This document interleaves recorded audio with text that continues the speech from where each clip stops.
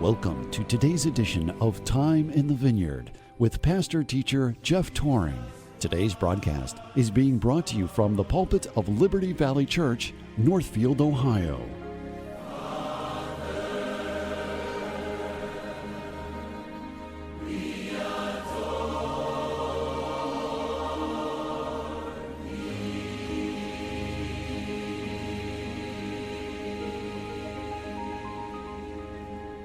Second half of the narrative of the fiery furnace. Daniel 3, we'll begin reading in verse 8. Wherefore at that time certain Chaldeans came near and accused the Jews. And they spake and said to the king Nebuchadnezzar, O king, live forever. Thou, O king, hast made a decree that every man that shall hear the sound of the clarinet, the flute, the harp, the sackbut, psaltery, and dulcimer, and all kinds of music, shall fall down and worship the golden image. And whoso falleth not down and worshipeth, that he should be cast into the midst of a burning fiery furnace. There are certain Jews whom thou hast set over the affairs of the province of Babylon, Shadrach, Meshach, and Abednego. These men, O king, have not regarded thee. They serve not thy gods, nor worship the golden image which thou hast set up. Then Nebuchadnezzar in his rage and fury commanded to bring Shadrach, Meshach, and Abednego. Then they brought these men before the king. Nebuchadnezzar spake and said unto them, Is it true, O Shadrach, Meshach, and Abednego? Do not ye serve my gods, nor worship the golden image which I have set up? Now if ye be ready, that at what time ye hear the sound of the cornet, the flute, harp, sackbut, psaltery, dulcimer, and all kinds of music, ye fall down and worship the image which I have made. Well, but if you worship not, you shall be cast the same hour into the midst of a burning fiery furnace. And who is that God that shall deliver you out of my hands? Shadrach, Meshach, and Abednego answered and said to the king, O Nebuchadnezzar, we are not careful to answer thee in this matter. If it be so, our God, whom we serve, is able to deliver us from the burning fiery furnace. And he will deliver us out of thine hand, O king. But if not, be it known unto thee, O king, that we will not serve thy gods, nor worship the golden image which thou hast set up. As we go through the passages here in Daniel, if you would just turn over to Ephesians, to a familiar passage in Ephesians 6. But we just need to be reminded of what Paul wrote to his letter to the church at Ephesus when he is dealing with the troubles that they were dealing with there. Paul in Ephesians 6 goes through and he tells about the normal story that we're all familiar with about putting on the whole armor of God, because at that time, in 65 AD, Nero is on the throne and many of the Christians are being burned alive. Many of them are experiencing absolute nightmares in their life, not for doing anything wrong, but just simply because of their faith in the Lord, and openly showing that, similar to what we find in the story of Daniel. But we have to be reminded, because Paul writes to them in verse 12 of chapter 6, we wrestle not against flesh and blood, but against principalities and powers. Now many would say, I don't know about that. Because in the reality of things, who is the one who is actually tying the person to the stake? Who is the one that is actually lighting the flames that are beneath their feet? Who is the one that is in control? It's a human being. It's a person of flesh and blood. And so the idea there that Paul is trying to deal with is they're not really warring against flesh and blood. Although it seems as though we are. These people are our absolute enemies. But he's saying, we're not actually warring against flesh and blood, because the reality of it, the thing that are behind all these people, it says, are powers, rulers of darkness, the rulers of this world, spiritual wickedness in high places. So what he is saying is people are actually taking this and doing what they're doing to you, but I just want you to know that the reason that they're doing it is not because of their own doing. It's because there's something very wicked behind them. There is spiritual wickedness in high places, rulers, and he calls them rulers of the darkness. Now, we don't normally recognize this, but you do recognize it more so in politics, because our lives are somewhat small. And right now we're in a country that there is no persecution because our military is wonderful and our Declaration of Independence and all the things the way that our country is set up, primarily upon the gospel, we don't have to endure most of the things that other people in the world have to endure. But you can still see it in politics because that's where the head is. That's where the principalities and powers are. The spiritual wickedness in high places. And so the devil himself is more concerned. Our arch enemy is more concerned with the upper rails of the politics. And it was the same way back here. So when we're back in our text in Daniel chapter 3, what we're doing is we are seeing the veil pulled back so that we can see behind the curtain of things that are making things move. And so when we read through this, it looks as it's just a story. This is a story. A guy made up an image. He was a king. He's got a problem. He makes everybody bow down whenever you hear the music. And we dealt with that last week. Well, there are prophetical implications. But what I'd like to do, even before we get to Daniel, is to go back a little further and pull the curtain back some more. So Daniel's a prophet. He's preaching somewhere around 603 BC. Well, what I would like to do is back up maybe about 100 years further and get glimpses of what the other prophets saw of what Daniel was speaking of. So if you throw your ribbon in here again, we'll be in Isaiah 13. And we're just going to run through this because we're going to deal probably more in Isaiah 11, 12, and 13 when we get into the latter chapters in the book of Daniel. Isaiah the prophet here in these chapters is also dealing with the transformation or the transfer of dominion and power. There are kingdoms coming and kingdoms going. So if you look at it in Isaiah 11, we have a very familiar passage of Scripture where he talks about the millennium. In verse 6 of Isaiah 11, the wolf also shall dwell with the lamb, and the leopard shall lie down with the kid, and the calf and the young lion and the fatling together, and little child shall lead them. We're familiar with that.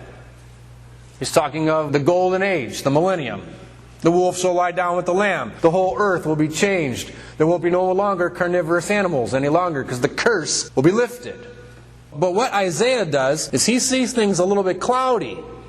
He's going to see things near and far, and he doesn't know the time frame of things. He's going to see 100 years future in prophesying, and he's also going to see 1,000 years in what's happening in the future, and he can't put that all together. So what he does for us is he just writes them down. And then it's for us to compare Scripture with Scripture and to find out what he's talking about. So as he's writing this, he doesn't write it in order. And actually what he does is he writes it backward. So remember in Daniel, he gives the vision of the dream. Nebuchadnezzar has a dream. The head is gold, then you have silver, then brass, and then iron. And he gives the direction. Babylon, then the Medo-Persian Empire, then the Grecian Empire, then the Roman Empire, and he goes through history. What's interesting about this is we're going backward because the final kingdom, of course, is Jesus' kingdom. But here, if you look and you just read through these chapters, he talks of first Jesus' kingdom, the millennium, and then we get into chapter 13, and he's talking about Babylon. Look at 13:1. The burden of Babylon, which Isaiah the son of Amos did see. And he calls it a burden because in his soul he's bothered. He's burdened by it because it's terrible, bad news. So when you go through this, he says, lift up a banner upon the high mountain, exalt the voice of them that shake the hand, that they may go into the gates of the nobles.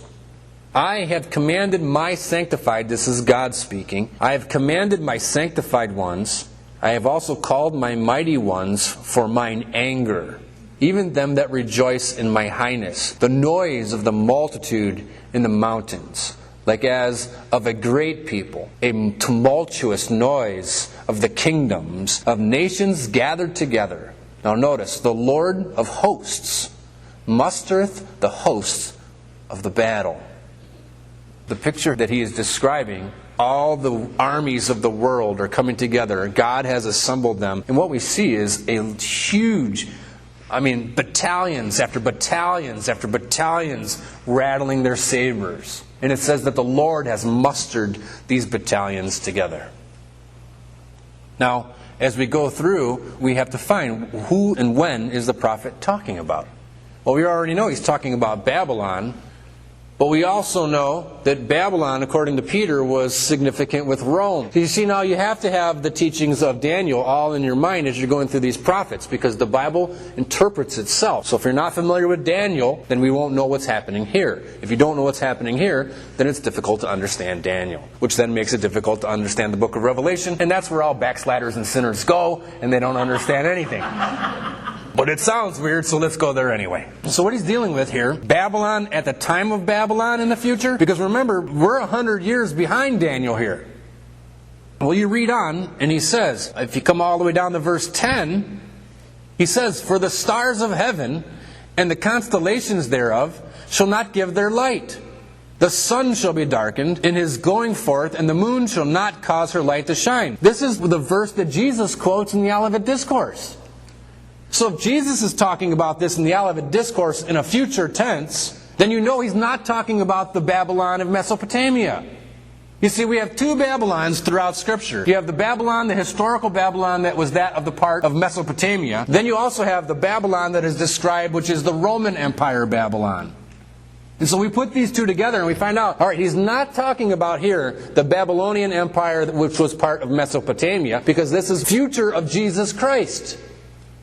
So he talks about the stars falling from the sky. Jesus says this is the end of the days. At the very end time there'll be a huge war. We know that as Armageddon. And the stars themselves will fall from the sky. The sun will be darkened. The heavens themselves will shake. And I don't want to go through all that. Jesus teaches us that in the discourse.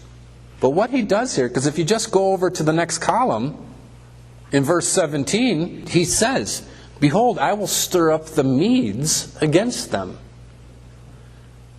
Now he's cluing you in to say, okay, now I'm talking about the other historical period. Because we know just in regular history who comes after the Babylonian Empire.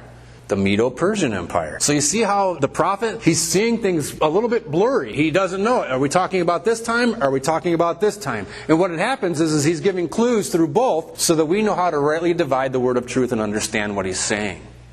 So here then, he says, "Well, behold, I will stir up the Medes and the Persians against them, and they shall not regard silver, and as for gold, they shall not delight in it." They're not going to be bought off. You're not going to pay a ransom. The Persian Empire is going to come in and crush down the Babylonians. They will take no prisoners.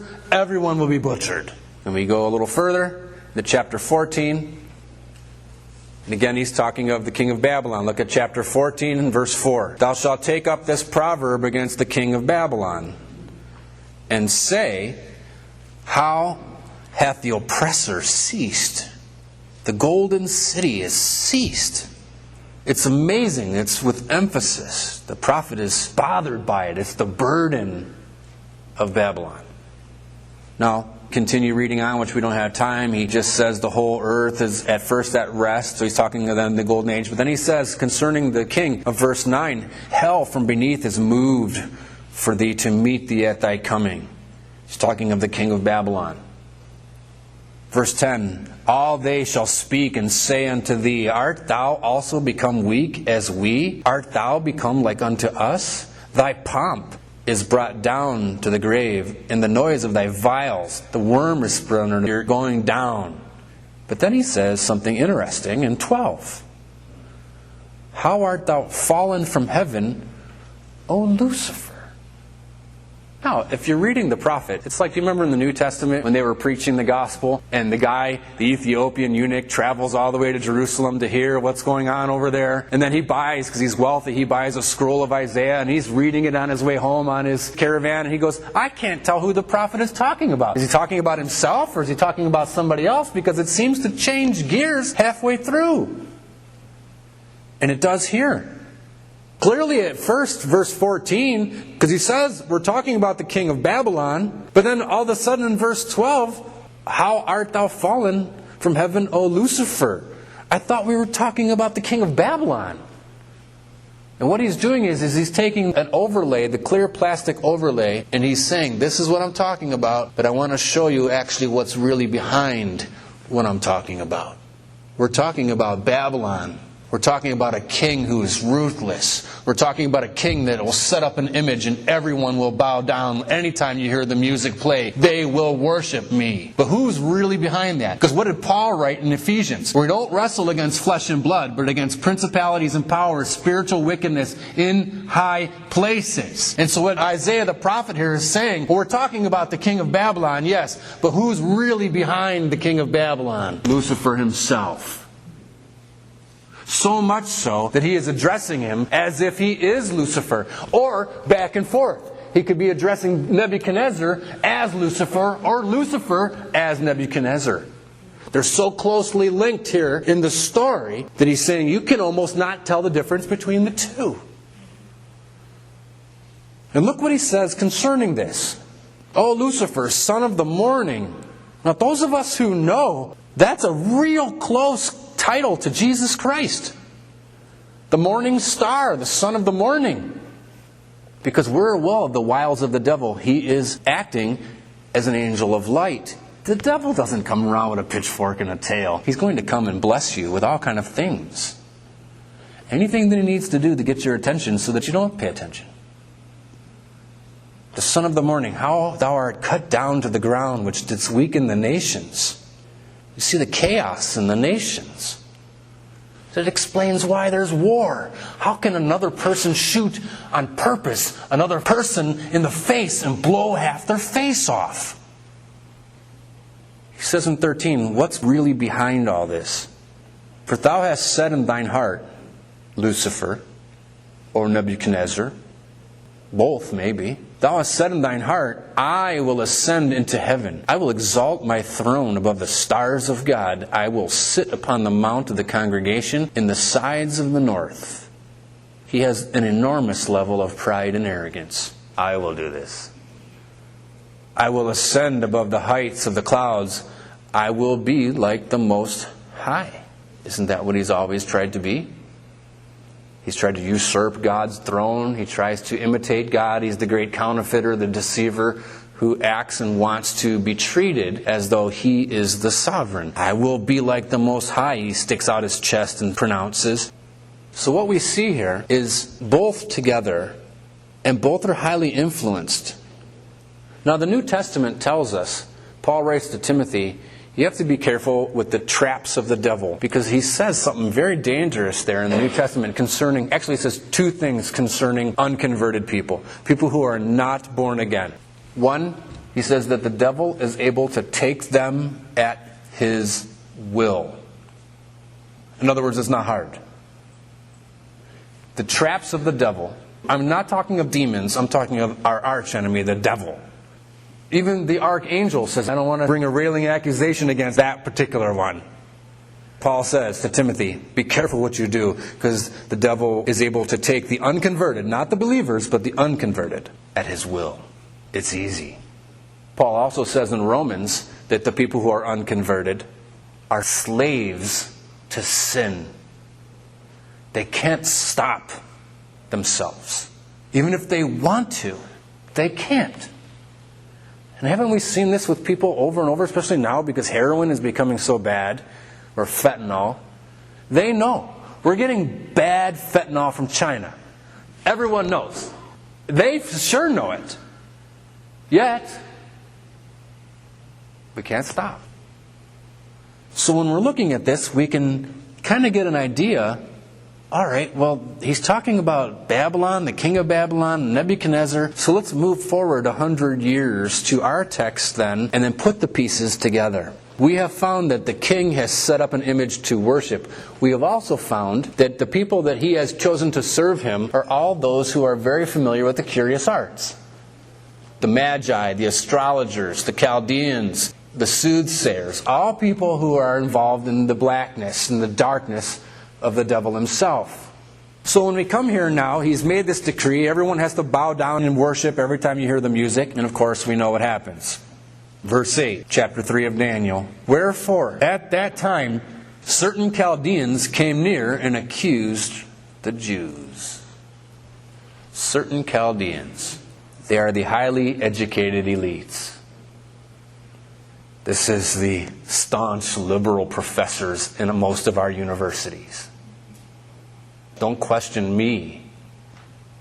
Because I have all the letters after my name. I am the professor. You are only the student. The only humility they know is fictitious. They're what Paul says, they are lewd fellows of the baser sort. That's who the king's advisors are, the Chaldeans.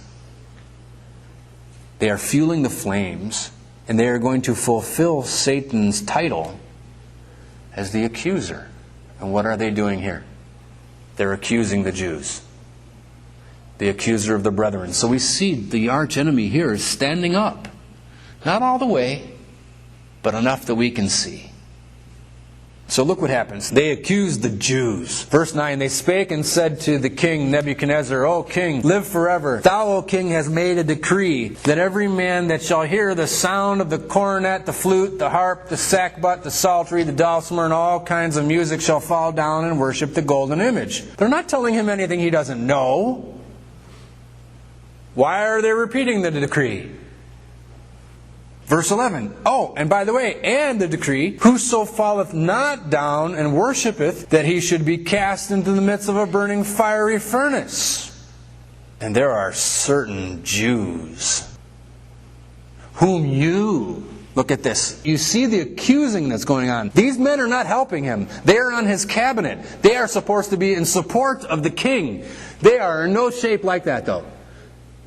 They're accusing the king with purpose. There are certain Jews whom thou hast over the affairs of the province of Babylon, Shadrach, Meshach, and Abednego. These men, O king, that you have set over the affairs of our province, have not regarded thee. They serve not thy gods. Now notice, it's not, they don't regard us. They don't serve our gods of Babylonian. All the arrows are all focused on him. And so they don't regard you, O king. They don't serve your gods, nor worship the golden image which thou hast set up. They are absolutely backing him into a corner. You can see the demons and the devil all around him whispering, yeah, you can't take that.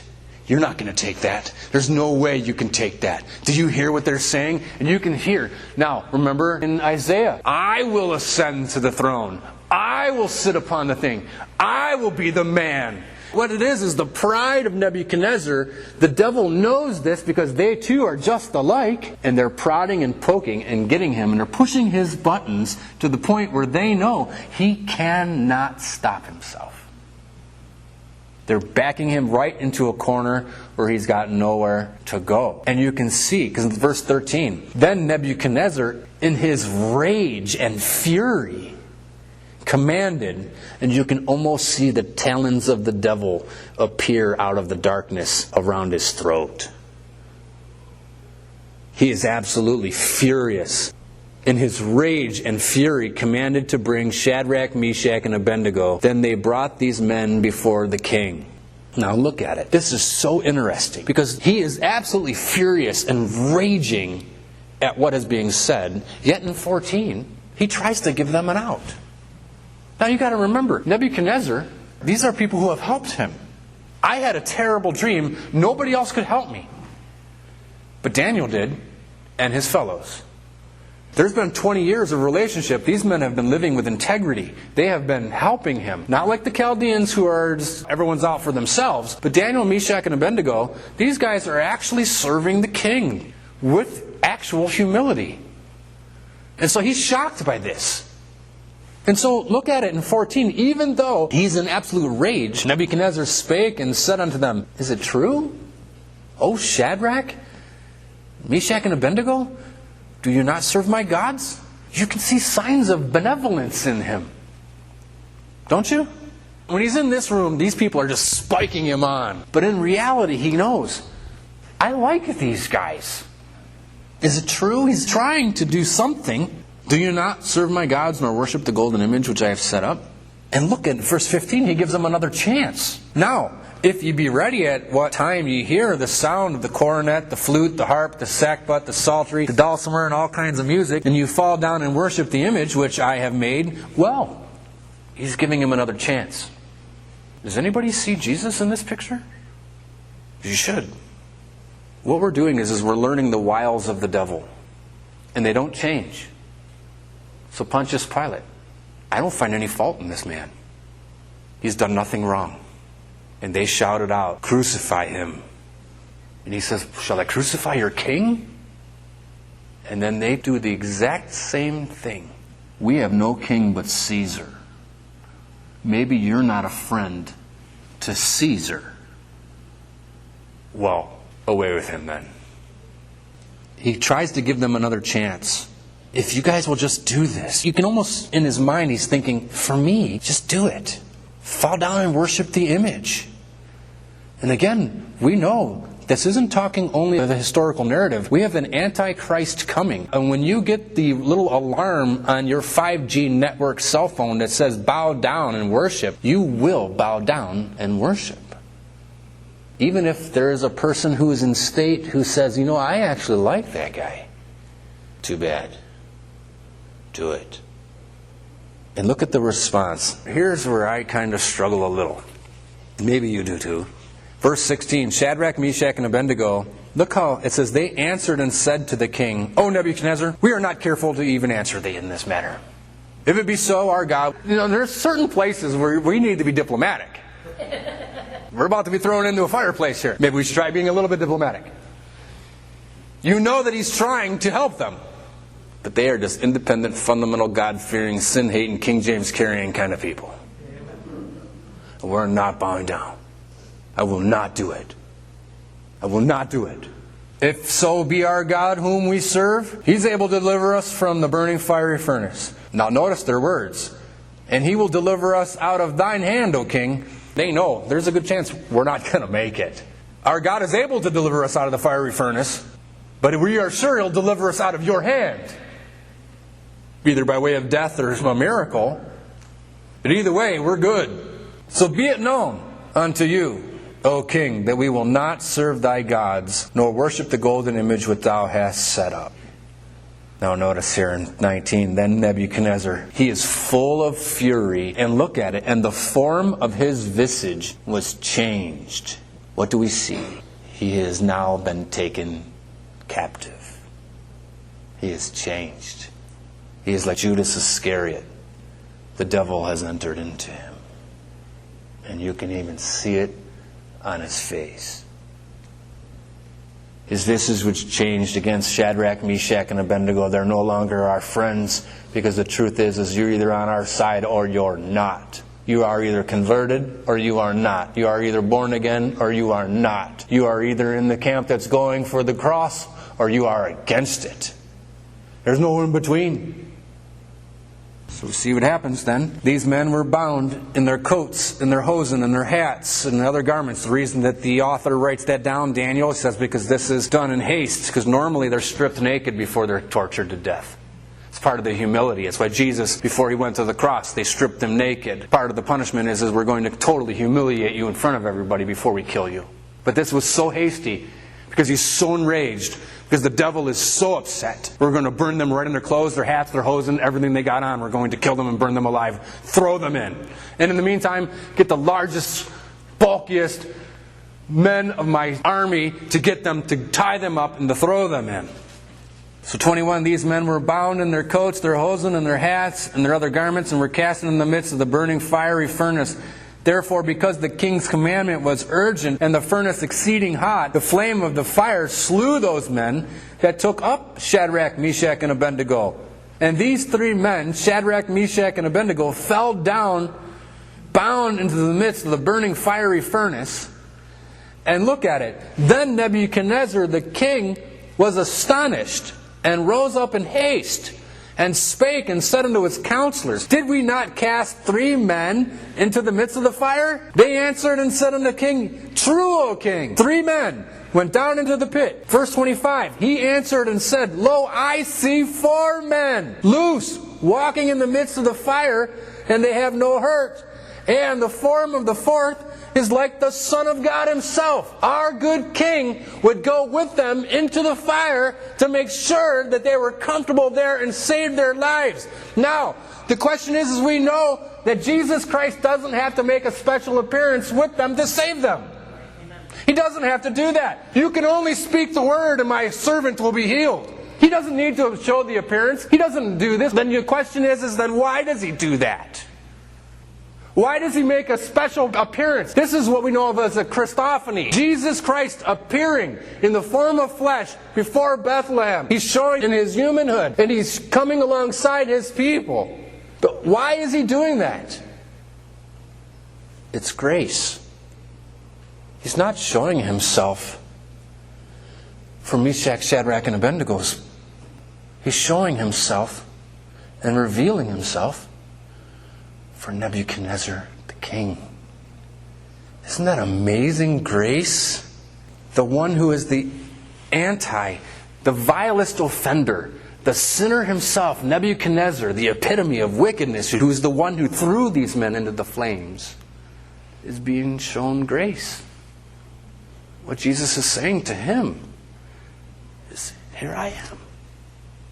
Look, I'm saving these people from you.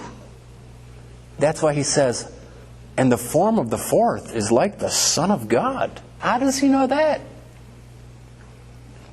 The only way you can know that is as if God revealed it to him. Isn't that like us? Just drenched in sin, yet he reveals himself to us. This is real. This isn't folklore. This is how God works. He reaches down even to the worst sinners and says, well, let me show you something. And this isn't his first time. It's grace after grace after grace. It's marvelous, wonderful, matchless grace. Just like us.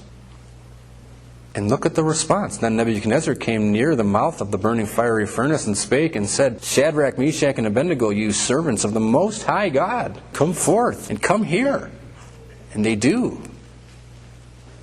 Well, wait a minute. I thought he was a picture of the devil. There's one thing that the devil cannot duplicate or make in a counterfeit way. He will never, ever imitate grace. He'll imitate God down to the T. But I'm not letting you go. That's how we know who we're dealing with. They come forth out of the midst of the fire, and look at it. The princes and the governors and the captains and the king's counselors being gathered together saw these men, upon whose bodies the fire had no power, nor was there a hair of their head singed, neither was their coats changed, nor even the smell of the fire had passed on them. Then Nebuchadnezzar spake and said, Blessed be the God of Shadrach, Meshach, and Abednego, who hath sent his angel and delivered his servants and trusted in him and have changed the king's word. What does that mean? He changed the king's word. Because nobody can change except for the King of Kings. He's the only one. And Nebuchadnezzar, you can see him. He's coming along. You are an absolute vile offender. But you see him coming. He's coming to Christ. And I think he's about to get saved. Maybe it's someone here who needs to get saved. Because blessed be the God of Shadrach, Meshach, and Abednego, who hath sent his angel, changed the word of the king. Therefore, he makes a new decree that every people, nation, language, which speak anything amiss against the God of Shadrach, Meshach, and Abednego shall be cut in pieces. He's starting to actually look like the king. He will rule with a rod of iron. You see the millennium starting to seep in here. Anybody who doesn't before bow down and worship the Antichrist, after that is crushed with the stone that is cut out without hands, the king will rule from Zion. And so they are promoted, Shadrach, Meshach, and Abednego, into the province of Babylon.